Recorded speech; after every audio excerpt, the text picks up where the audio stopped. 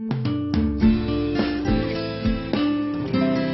everyone, it's Kim here at Good Vibe Astrology, and today I want to talk to you about the partial solar eclipse, otherwise known as a new moon eclipse, on July 12th or 13th, depending on where you are. This eclipse is at 20 degrees of Cancer. Both the sun and moon are there, and even though only partial, there is a lot of power in this energy, and I want to give you some ideas and tips on how to leverage that energy to your best advantage. You're not going to feel quite the same after this eclipse as you do beforehand. To start with, treat it like a dark moon. You know the drill there. We want to get more rest, lavish ourselves with more self-care and self-love. Spend a little time decluttering. I don't care if it's just a single drawer. Pull out your top drawer and go through it. Throw out anything that's no longer useful. They say if you haven't used an item in the last 12 months, it definitely needs to go. So recycle, pass on, or just chop whatever it is that you no longer need. And even if it's on this tiny scale of a single drawer area of your desk even, it's symbolic of clearing your own mental feng shui, your own inner space that will leave you open to what's coming next. And that's what's key here. This eclipse is a wake-up call to what's coming next. And it portends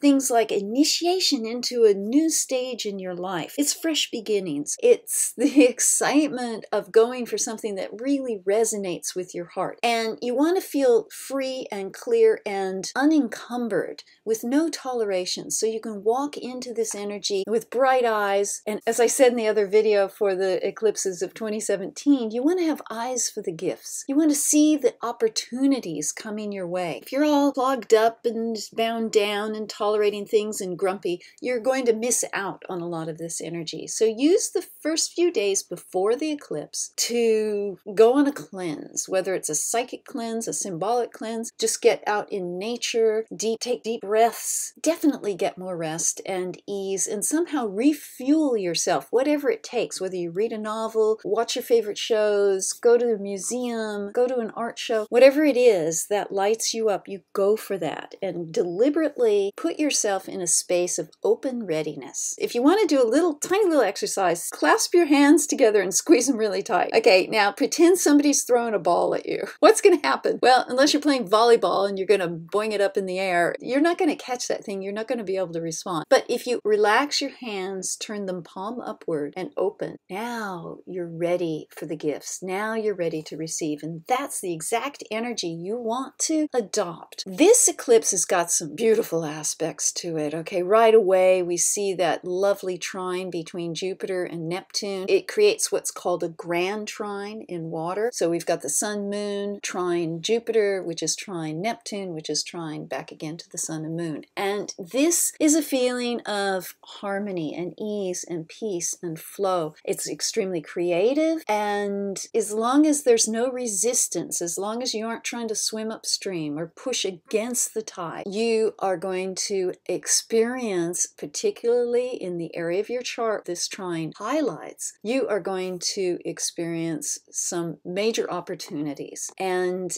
without lifting a finger, I have to add, they come with ease and peace. The only little tweak about this eclipse is that Pluto is opposite exact. This can play out in various ways. If you have anything that you've been tolerating, a person, a living situation, a work that doesn't resonate with you, something you've agreed to which you really don't want to do, whatever it is, if there's a toleration out there, it's going to come up right in your face where you can no longer put up with it. And that can be a person trying to stop you from doing what you want, a person trying to force you into doing something that you don't want to do. It's not the person. I want to tell you right now, don't point a finger at somebody else here, because that's not what's happening. What's happening is a person out there is representing a part of you that is holding you back. That's all. When you recognize that, when you see what's going on, bless them, thank thank them, say, woohoo, now I see what I am holding back in myself. And as soon as you acknowledge that without blame or rancor, without trying to fob off the responsibility, because if something's in your life, it's because you're attracting it. So step up to that, own that, and be grateful that this eclipse is going to show you exactly what's holding you back. So even though it feels like a contrast, you will be freed and open to receive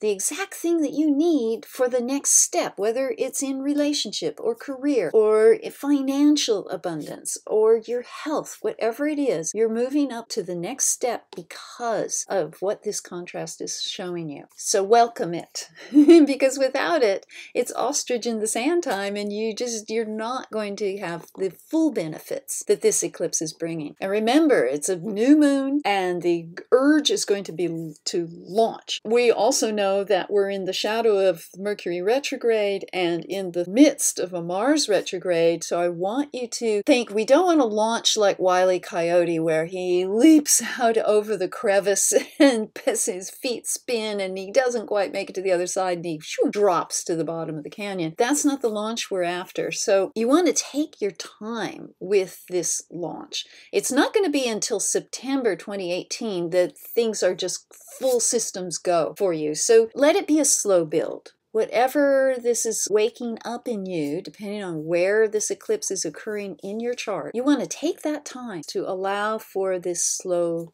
growth and build. This is like a hot air balloon launch as opposed to a NASA rocket shuttle launch in the grace of her own time. Now, speaking of time, let's look at the timing of the eclipse. Often it's most potent bang on, right? That day of the eclipse within 24 hours either side. However, we can extend that up to 5 days either side. 3 to 5 days either side, you're in what I call the shadow of the eclipse, where you're still surrounded by that energy, and it may be a fast-moving planet or even the moon itself moving on or prior that triggers the energy, and not exactly at the moment of the eclipse. The other timing of eclipses that not everybody talks about is they can occur 1 month prior or 1 month in the future. So you can dial back to June 12th and maybe a few days before or after and put a question mark there on the calendar and ask yourself if there weren't these kinds of revelations happening then. And if this eclipse seems to sweep by without a signal or sign or a synchronicity, then be very aware on August 12th. Now, what coincides with that, of course, is another eclipse. So you can have a double whammy buildup happening on August 11th because of the energy here. And it's going to trigger both degrees, the 20 degrees of Cancer, which is the July 12th, and the 18 degrees of Leo, which is on August 11th. You want to pinpoint, actually right now, let's go to the chart and just plot where the eclipse is happening for you. What you do is you find 20 degrees of Cancer, 4 degrees of Aquarius, and 18 degrees of Leo in your chart, and plot those out. Where they fall, what house they fall in, will indicate the area of life most activated by these eclipses. So this is the area you want to pay attention to. If you aren't certain how to find